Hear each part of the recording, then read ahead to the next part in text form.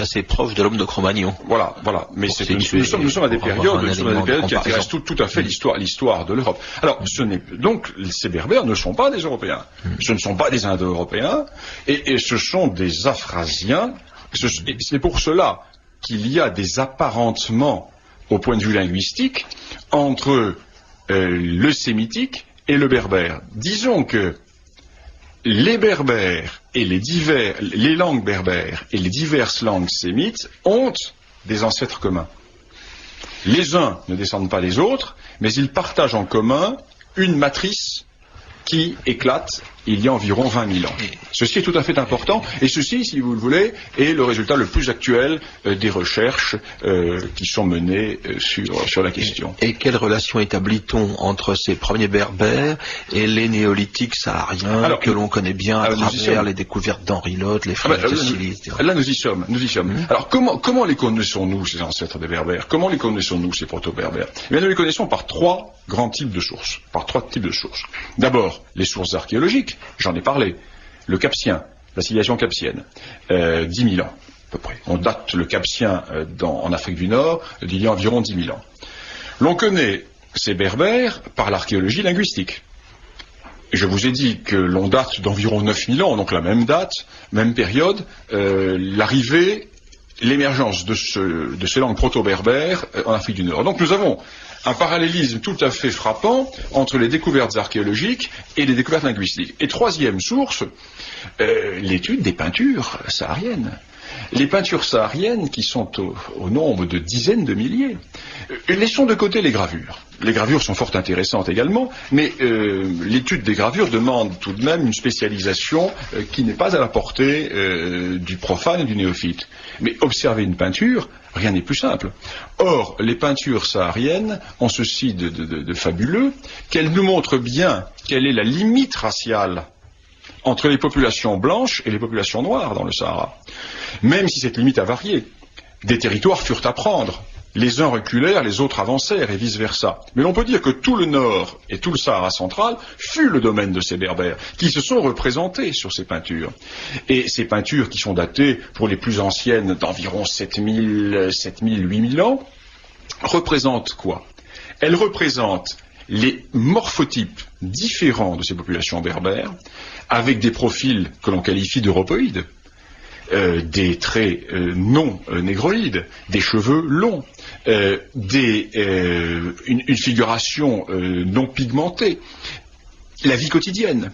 L'on voit vivre ces populations, l'on retrouve les tissus sur ces peintures, l'on retrouve l'origine des tissus berbères avec ces aspects géométriques. L'on voit que sur 10 000 ans, les formes artistiques qui vont se retrouver plus tard dans les tissus n'ont pas changé. Ces aspects figuratifs géométriques berbères qui aujourd'hui font l'originalité, ces sigles de la langue berbère, des langues berbères, se retrouvent déjà à l'époque. L'on voit la vie quotidienne, comment vivaient ces villages d'éleveurs, comment se faisait la transhumance, la coiffure. Dans le numéro de l'Afrique réelle qui sort la semaine prochaine, je publie des photos de ces peintures rupestres qui datent d'il y a 8000 ans, avec les coiffures des femmes de l'époque, et je donne sur la page en face de ces photos, je donne des photos de femmes de tribus berbères du Haut-Atlas avec les mêmes coiffures 8000 ans plus tard.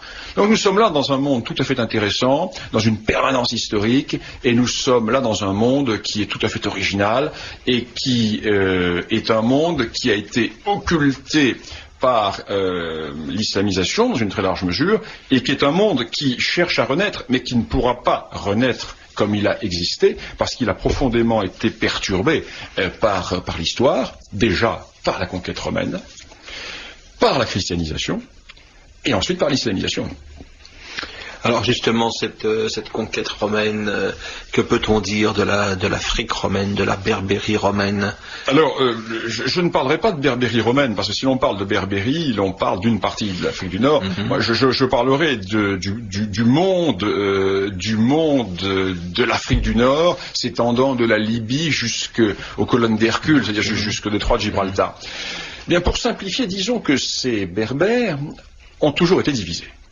Nous avons un point commun entre les tribus gauloises et les tribus berbères, c'est cette division. Les berbères n'arrivaient quasiment jamais à s'unir.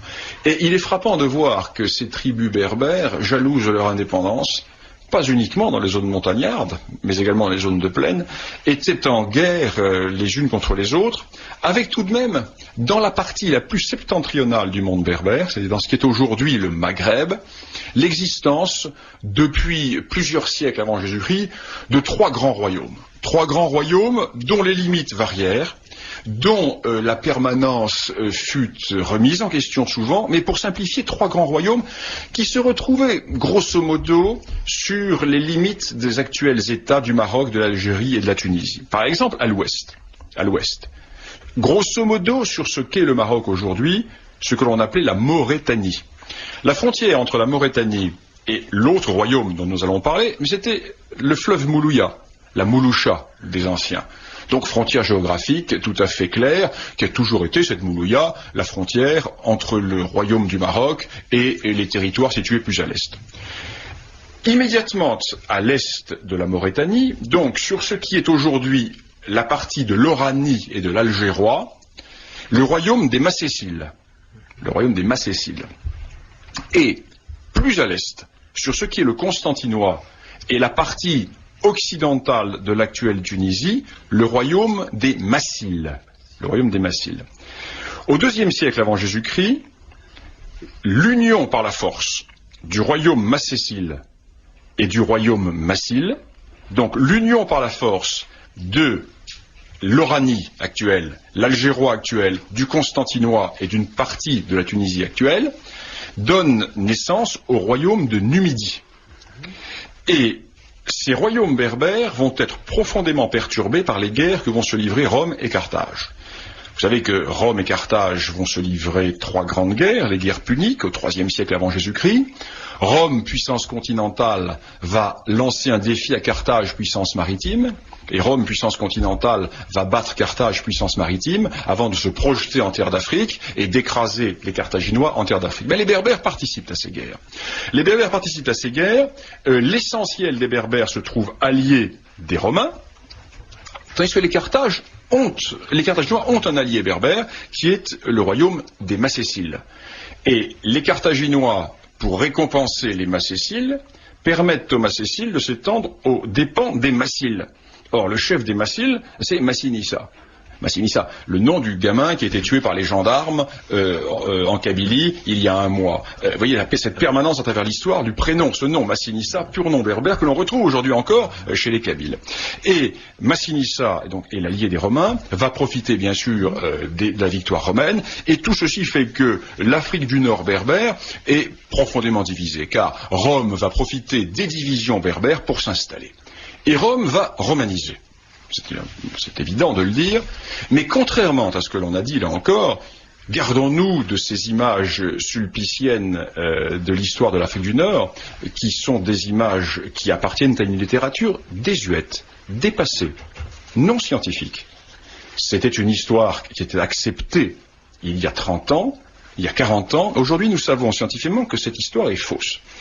La romanisation de l'Afrique du Nord ne fut pas totale, loin de là.